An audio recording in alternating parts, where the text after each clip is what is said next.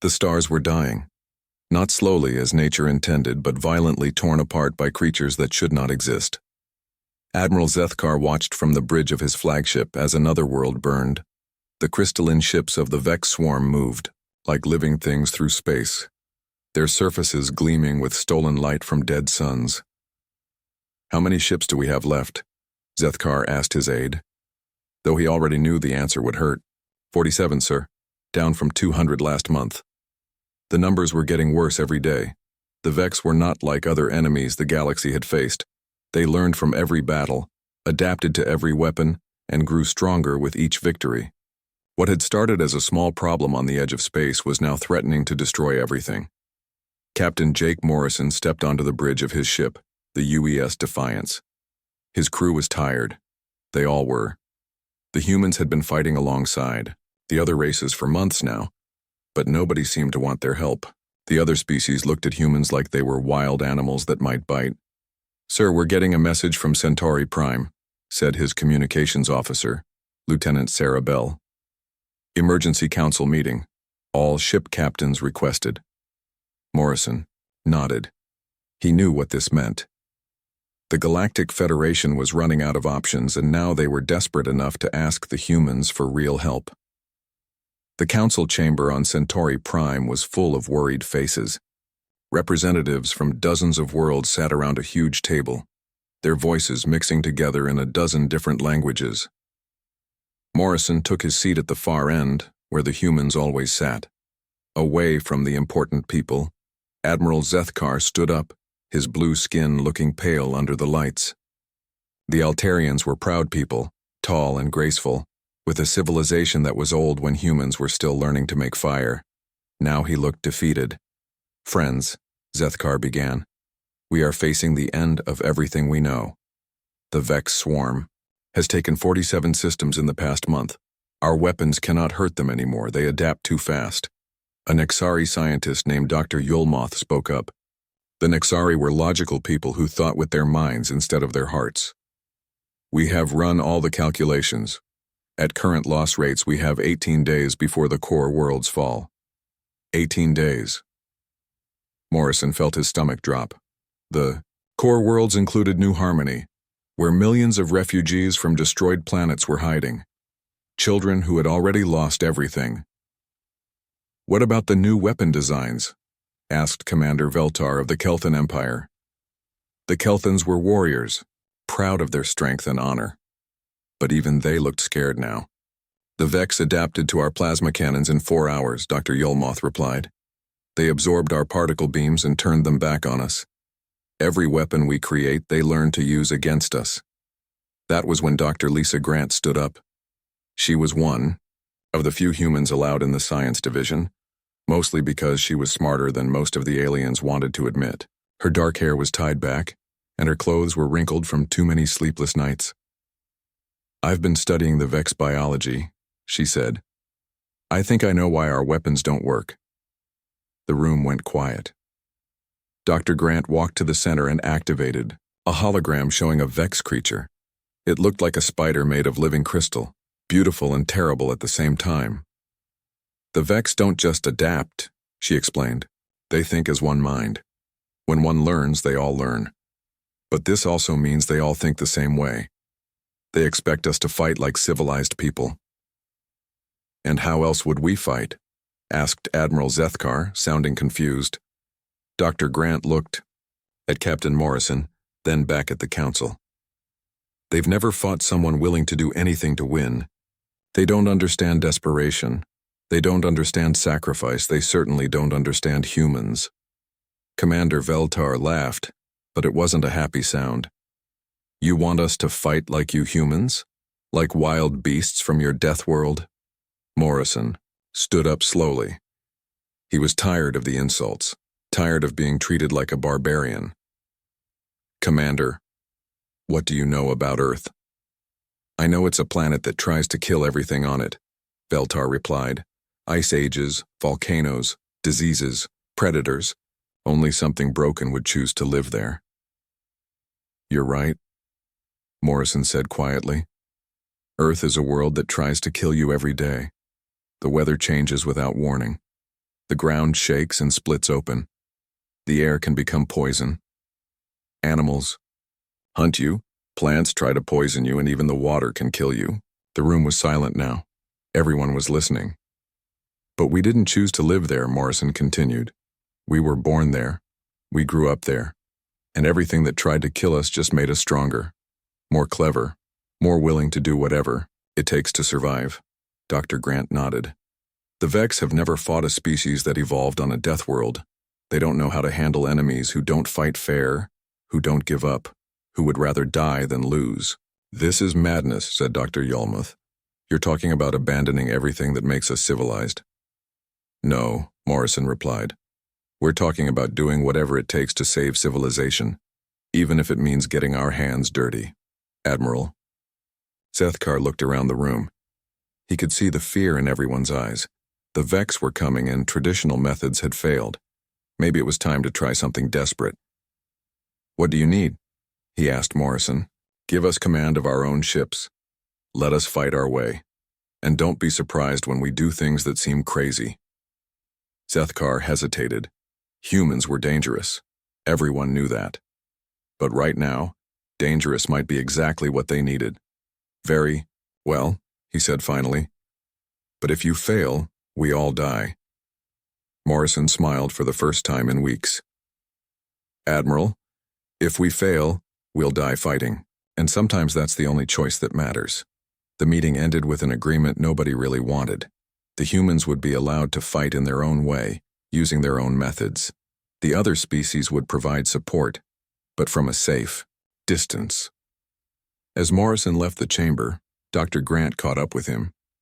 Jake, are you sure about this? Once they see what we're really capable of, they might fear us more than the Vex. Morrison looked out the window at the stars. Somewhere out there the Vex were coming, and somewhere else human ships were preparing for a kind of war the galaxy had never seen. Lisa, they already call us Deathworlders. Maybe it's time to show them why.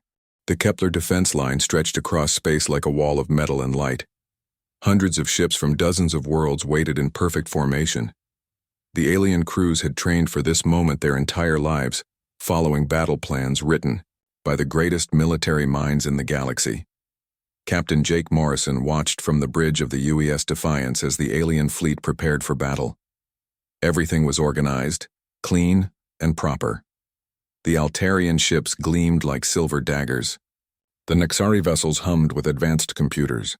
The Kelthan warships bristled with honor and tradition. The human ships looked different, older, rougher. They had been patched and repaired so many times that no two looked the same. Where the alien ships had smooth lines, human ships had extra, armor welded on. Where aliens had clean energy weapons, humans carried missiles and bullets and things that exploded. They put us in the back again, muttered Lieutenant Commander Ryan Brooks from his position at the weapons station. Good, Morrison replied. That's exactly where we want to be. Chief Engineer Amanda Cole looked up from her console. Her hands were already dirty from working on the ship's engines, and the battle hadn't even started yet. Captain, the modifications are ready. All ships report green on Morrison's Gambit. Morrison nodded. Morrison's Gambit was not something any civilized species would try. It was crazy, dangerous, and would probably get them all killed. But it might also work, which was more than anyone else could say about their plans. The Vex arrived like a nightmare, made real. Their ships didn't fly through space so much as flow through it, like liquid metal shaped into impossible forms. There were thousands of them, maybe millions. The crystal formations on their hulls caught the light from nearby stars and threw it back in patterns that hurt to look at. Admiral Zethkar's voice came over the communication system. All ships prepare to engage. Remember, aim for the command. Clusters. Avoid the adaptive zones. The alien fleet opened fire. Beams of pure energy lanced out across space, striking the Vex ships with enough power to crack moons. For a moment, it looked like it might work. Vex ships exploded in showers of crystal and light. But then the Vex began to change. Their hulls shifted and flowed, becoming mirror bright. The next wave of energy beams bounced off harmlessly or were absorbed completely. Within minutes, the Vex were firing the same energy weapons back at the alien fleet. Impossible, breathed Dr. Yolmuth. over the radio. "They've adapted already. Our weapons are useless."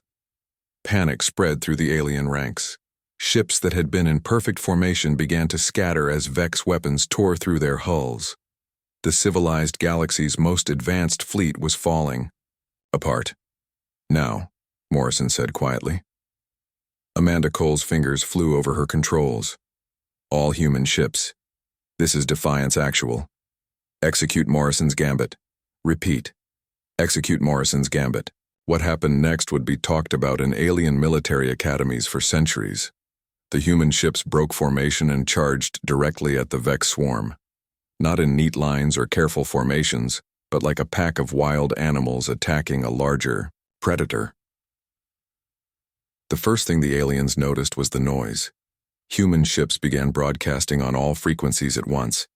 Music poured out of their communication arrays. Old Earth songs about war and death and fighting against impossible odds. The sound was chaotic, violent, and completely unorganized. It was also devastating to the Vex. Their crystal-based communication system relied on precise frequencies. The cacophony of human music scrambled their signals and left individual Vex ships confused and isolated. Lieutenant Sarah Bell watched her instruments with amazement. "Captain, their formation is breaking up. They can't coordinate." But Morrison wasn't watching the instruments. He was watching the first human ship ram directly into a Vex vessel. The UES Ranger, commanded by Captain Steve Murphy, struck the crystal ship at full speed. Both vessels exploded in a ball of fire and metal, but the explosion tore a hole in the Vex line.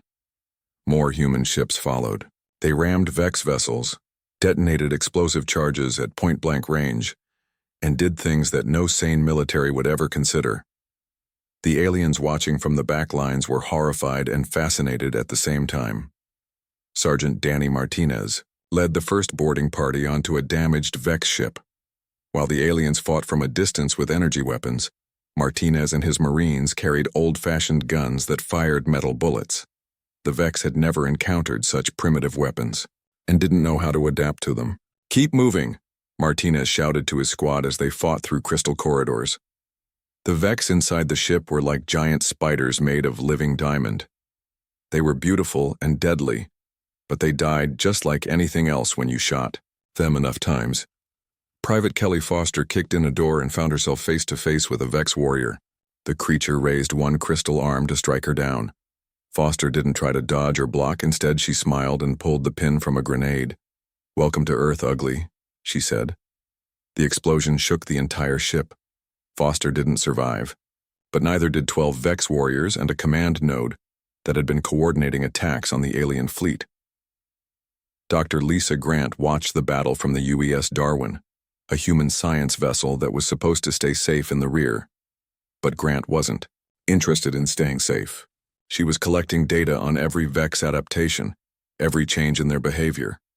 "Fascinating," she murmured to her assistant, Dr. Rick Barnes. "Look at this. The Vex collective consciousness is having trouble processing our tactics. They keep trying to find the logic in what we're doing." "What logic?" Barnes asked as another human ship exploded nearby. "This is insane." "Exactly," Grant replied. "We're not fighting like a military force, we're fighting like cornered animals, and cornered animals don't follow rules." Admiral Zethkar watched from his flagship as the tide of battle slowly turned. The Vex were still dangerous, still deadly, but they were no longer unstoppable. Human tactics were crude and wasteful, but they worked in ways that civilized warfare could not. "Sir," his aide said quietly, "the humans are requesting permission to pursue the retreating Vex forces." Zethkar looked at the tactical display. Half the human fleet was gone, destroyed in suicide attacks and desperate boarding actions. But they had broken the Vex formation and saved the alien fleet from certain destruction. "Granted," he said, "and send a message to Captain Morrison. Tell him the galaxy owes humanity a debt." On the bridge of the Defiance, Morrison read the message and smiled grimly. Around him, his crew was already preparing for the next phase of the battle. They were tired, bloodied, and facing an enemy that had destroyed worlds, but they were also human. And humans had learned long ago that sometimes the only way to win was to be willing to lose everything. Set course for their retreat vector. Morrison ordered. Let's show them what Deathworlders really do. The war room on Centauri Prime had never seen anything like Captain Jake Morrison. His uniform was torn and burned from the last battle. His face was marked with cuts that were still healing. When he walked in, the alien officers actually stepped back. They had heard what humans were capable of, but seeing it up close was different. Admiral Zethkar gestured to a chair. Captain Morrison, please sit. We need to understand what happened at Kepler. Morrison remained standing. What happened is that we won. The Vex retreated for the first time since this war started. Yes, but at what cost? Asked Dr. Yulmoth. The Nexari scientist pulled up a holographic display showing the battle statistics. You lost 60% of your fleet. That's not victory, it's suicide. No, Morrison said quietly. Suicide is what happens when you give up. We didn't give up. The room fell silent. These were the leaders of the greatest civilizations in the galaxy, beings who had conquered space travel and built wonders that lasted for thousands of years, but none of them understood what Morrison was talking about. Colonel Beth Turner entered the room at that moment. She was the commander of the 501st Terran Marine Battalion, and she looked like she had been carved from stone. Her Marines followed, behind her, their heavy boots echoing on the polished floor. Sorry I'm late, Turner said. We were clearing Vex off Station Echo 7. Admiral Zethkar blinked in confusion. Station Echo 7 was declared uninhabitable. The atmosphere is pure poison. Turner shrugged. Poison to you, maybe. My Marines grew up breathing smog in Detroit and acid rain in Mumbai. A little toxic gas doesn't bother us much. She activated her own display, showing footage from the station. The alien officers watched in horror as human soldiers fought through clouds of yellow-green gas that would kill most species in seconds. The Marines wore simple breathing masks and moved like the poison air was nothing more than morning fog. This is impossible, whispered Commander Veltar. How can you survive in that environment? Same way we survive everything else, Turner replied. We adapt. Navigator Tony Silva spoke up from his position near the star charts. Speaking of adaptation, I found us a way to hit the Vex where they don't expect it. He pointed to a section of space that glowed angry red on the display. The Maelstrom Nebula. It's a shortcut to their main fleet, but the radiation levels would cook most ships in minutes. That's why we don't use that route, said Admiral Zethkar. It's certain death. Silva smiled. Admiral, humans have been living in radiation since we split the atom. Our ships have better shielding because we needed it just to leave Earth's atmosphere safely. That nebula might slow us down, but it won't stop us. Dr. Lisa Grant stepped forward with her research pad. I've been studying Earth's history, she announced. Do you know what humans call the period from 1900 to 2000? The alien officers shook their heads. The century of survival, Grant continued. In 100 years, humans survived 2 world wars, a dozen smaller wars, multiple plagues, natural disasters, and the invention of weapons that could destroy their entire planet. Most species would have gone extinct. Humans got stronger. She activated a holographic timeline showing Earth's history. Images flashed by, cities burning, people fleeing disasters, soldiers fighting in impossible conditions, scientists working through the night to solve problems that seemed unsolvable. Your species evolved on stable worlds, Grant explained. Nice weather, plenty of food, few predators. You developed civilization slowly and carefully, but Earth tried to kill humans every single day. Ice ages that lasted thousands of years, volcanoes that blocked out the sun, diseases that killed half the population, earthquakes that swallowed cities. The timeline showed it all. Humans rebuilding after every disaster, learning from every defeat, growing stronger after every loss. We didn't develop civilization in spite of these disasters, Grant continued. We developed it because of them. Every time Earth tried to kill us, we found a new way to survive. We learned to fight when fighting seemed hopeless. We learned to adapt when adaptation seemed impossible. Commander Veltar was staring at the display. But why? Why keep fighting when death was certain? Morrison answered for her. Because giving Up meant everyone died. When you're responsible for protecting others, you don't have the luxury of surrender. The alien officers were beginning to understand. Their civilizations had been built on abundance and stability. They fought wars with rules and honor because they could afford to lose and rebuild. But humans had been forged in a furnace where losing meant extinction. The Vex don't understand us because they've never met a species like us, Grant said. They expect rational behavior. They expect self-preservation. They expect their enemies to surrender when the odds become impossible. But we don't surrender, Morrison added. We can't, it's not in our nature anymore. Admiral Zethkar looked around the room at his fellow officers.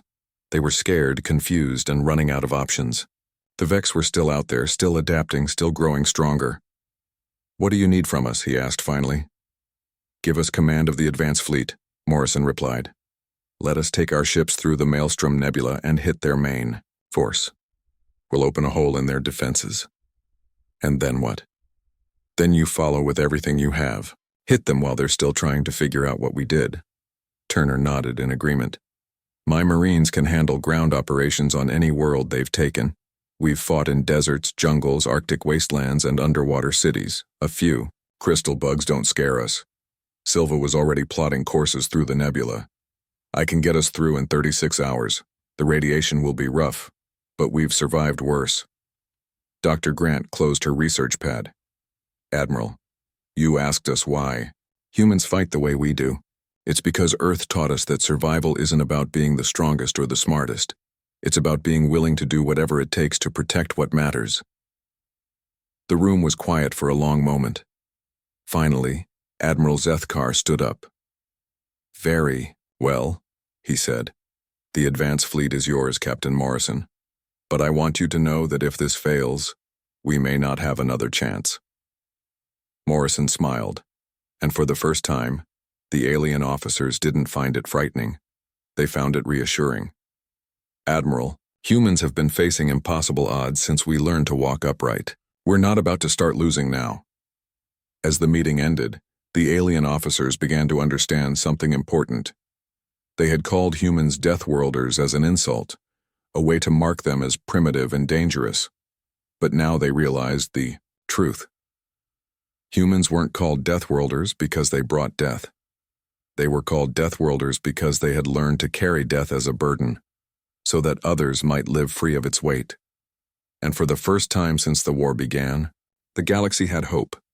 New Harmony had once been the most beautiful world in the galaxy.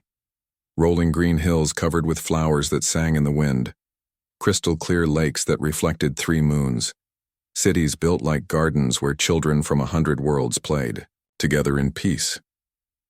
Now it was a nightmare. Major Alex Chen crouched behind a twisted tree that had once been made of wood, but was now made of living crystal. The Vex had been here for 2 weeks, and everything they touched changed. The singing, flowers now screamed. The clear lakes had turned black. And the children. Chen tried not to think about the children. Report, he whispered into his radio.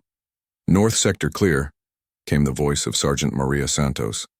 But sir, we found more of those things. The crystal people. Chen closed his eyes. The crystal people were the worst part of this war. Vex technology could turn living beings into part of their collective. The victims were still alive, still conscious, but trapped inside crystal shells. Some of them could still talk, still beg for help. Orders, sir? Santos asked. Mark the location. We'll come back for them if we can. If we can. Chen hated those words, but they were the only honest ones he had left. Captain Jake Morrison watched the tactical display on the bridge of the UES Defiance. His fleet had made it through the Maelstrom Nebula, but the cost had been terrible. The radiation had killed half his crew and left the rest sick and weak. Their ships were barely holding together, but they had surprised the Vex.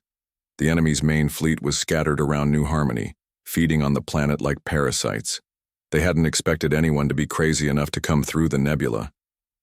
Sir, said Lieutenant Sarah Bell, we're getting distress signals from the refugee camps. Millions of people trapped on the surface. Morrison stared at the planet. Somewhere down there were children who had already lost their homes, their parents, everything they had ever known. The Vex were turning them into crystal monsters just to prove they could. "How long until Admiral Zethkar's fleet arrives?" he asked. 6 hours minimum, replied Lieutenant Commander Ryan Brooks. 6 hours. In 6 hours, everyone on New Harmony would be dead, or worse than dead. "Sir, Chief Engineer," Amanda Cole said quietly, "I have an idea, but you're not going to like it." Morrison turned to look at her. Cole's face was pale from radiation sickness, but her eyes were clear. "Tell me." "We position our ships between the Vex mothership and the planet. Use ourselves as shields while the civilians evacuate." "That's suicide," Brooks said. "The mothership will tear us apart in minutes." "Yes," Cole agreed. "But it might give the refugees time to escape." The bridge went quiet. Everyone knew what Cole was suggesting. They would all die. But some of the innocent people on New Harmony might live. Morrison thought about his daughter back on Earth. She was safe in a school in Colorado, learning math and history and how to ride horses.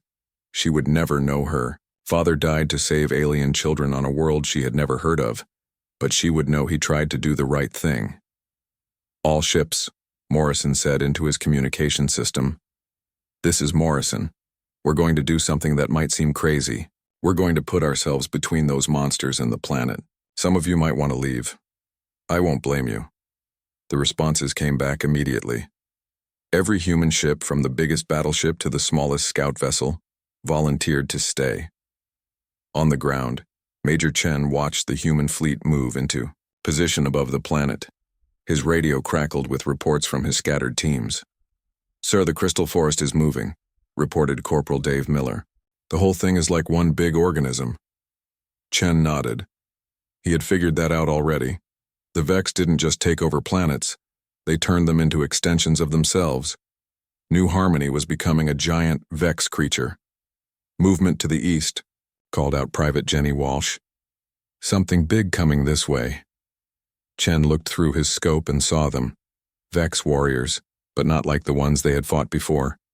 These were bigger, meaner, and they moved like they knew exactly where the humans were hiding. "They're tracking us somehow," Chen said into his radio. "All teams fall back to the extraction point." But there was no extraction point. The human fleet was busy dying above their heads, and there was no way off the planet. In space, Morrison watched his ships take hit after hit from the Vex mothership. The UES Ranger exploded in a ball of fire. The UES Patriot lost its engines and began spinning helplessly toward the planet. "Sir," Cole said, "we're losing too many ships.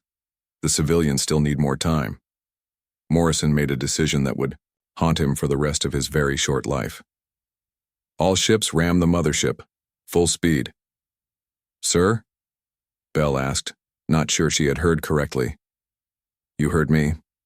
We're going to ram that thing. Maybe we can crack its hull, give the main fleet something to shoot at when they arrive." One by one, the human ships turned toward the massive Vex mothership. The alien vessel was the size of a small moon, covered in crystal spikes and weapon arrays. It was beautiful and terrible and completely deadly. The humans charged anyway. Dr. Lisa Grant was on the UES Darwin when the order came. She looked around at her research team, people who had spent their lives studying the stars and trying to understand the universe. "Well," she said to Dr. Rick Barnes, "I guess we're about to become part of the experiment." Barnes laughed, despite everything. "At least we'll get good data." As the human ships accelerated toward certain death, something strange happened. The crews began to sing old Earth songs about home and family and never giving up. The singing spread from ship to ship until the entire fleet was joined in one last song. The alien refugees on New Harmony heard the singing through their radios. They didn't understand the words, but they understood the meaning. Somewhere above them, people were dying so they could live. The first human ship hit the Vex mothership like a bullet striking armor. It punched a hole through the crystal hull and exploded deep inside. The second ship followed, then the third. Morrison watched from the bridge of the Defiance as his fleet destroyed itself against the enemy. Each explosion sent cracks spreading through the mothership's structure. "Sir," Cole said, "it's working. The mothership is destabilizing." Morrison smiled. "Good. Maybe when Admiral Zethkar gets here, he'll have something to shoot at. The Defiance was the last ship left. Morrison looked around at his crew, people who had followed him into hell without question. "It's been an honor," he said. As the Defiance struck the mothership's core, Morrison's last thought was of his daughter. He hoped she would understand that sometimes the only way to protect what you love is to let it go. The explosion tore the heart out of the Vex mothership. Across the galaxy, the collective consciousness that had seemed unstoppable began to scream and fragment. On New Harmony, Major Chen watched pieces of the mothership rain down like burning stars. His radio crackled with a new voice. "This is Admiral Zethkar to all ground forces. The cavalry has arrived." 6 months after the Battle of New Harmony, the galaxy was finally quiet. The last of the Vex had been found and destroyed or captured. Their great motherships were now broken pieces floating in space. The collective consciousness that had once threatened to consume everything was gone forever. But the cost had been terrible. Admiral Zethkar stood before the memorial wall on Centauri Prime. Thousands of names were carved into the black stone, representing every being who had died in the war.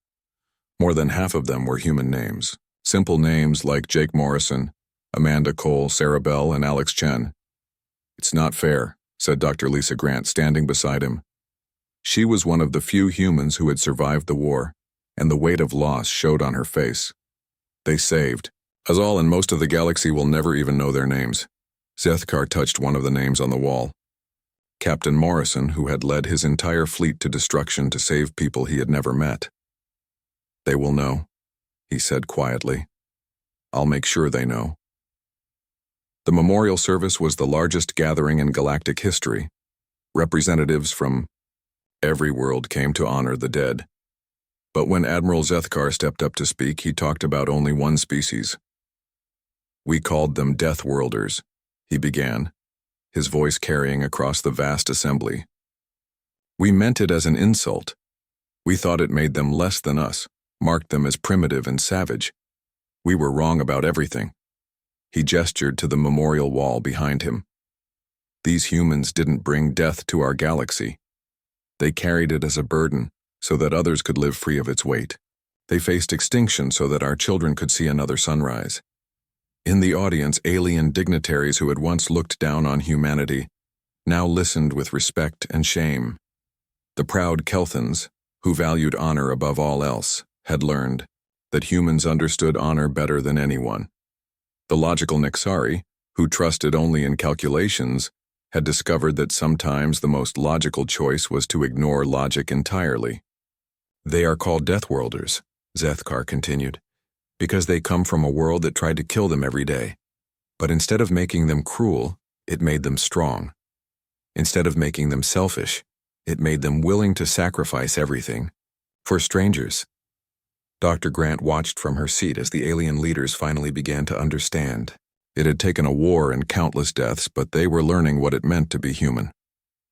After the ceremony, Grant was invited to address the new Galactic Military Academy.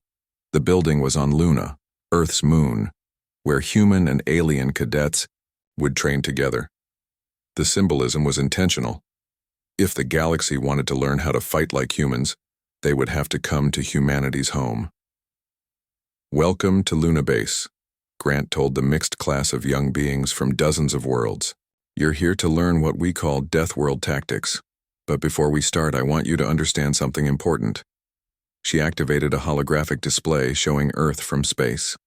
The blue and white planet looked peaceful and beautiful, nothing like the nightmare world the aliens had imagined.